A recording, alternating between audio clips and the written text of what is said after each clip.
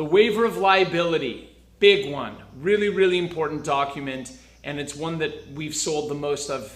The reason why waiver of liabilities are so important is because this is the document that has someone relinquish their legal rights to bring an action against you when they are participating in an activity that you are offering. So if you're offering Pilates or a massage, or you're bringing someone into your spa, or you're running a retreat, or you've got a CrossFit box, or you're doing a yoga retreat, whatever it is, the waiver of liability is like, it's the big kahuna of the legal documents for health and wellness professionals. So just to explain a little bit about a waiver of liability, what it is and why you need it. Again, it's the document someone's signing away so that they cannot sue you.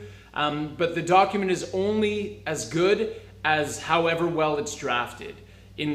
I wrote a book called the Yoga Law Book, and in writing this book, I saw how often there were people, there were stories in the law of waivers of liability not holding up, and waivers of liability will not hold up if they're not drafted properly. The whole idea is someone signing away their legal rights, so the law takes that really seriously, and in order for that document to apply and actually hold up in court, it has to be really, really clearly drafted.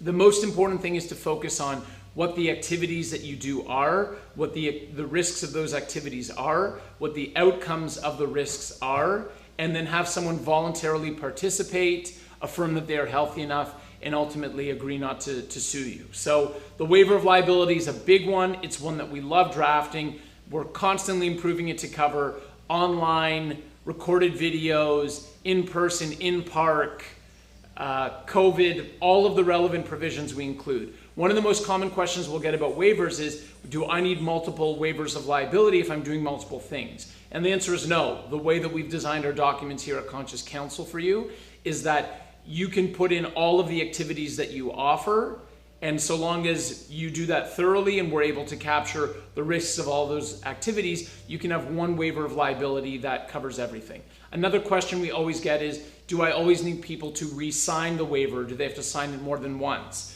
And the answer is the same as sort of the first one. So long as the activities that you're offering are not changing, and we've adequately captured the specifics of the activities that you're offering in an appropriate legal way, you do not need to have people re-sign the agreement. But for an example, let's say you were always doing things in person and now you're doing them online, and your waiver only covers you for in person.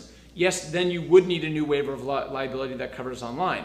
Conversely, if you were always doing things online and now you're doing things in person, yes, you would need people to re-sign because you'd have to redraft the waiver to cover the risks of in-person in a COVID environment and all of the things that are relevant to that. So the waiver of liability is a big one. We love working on it, and we're excited to support you and help you cover your butt in doing it properly.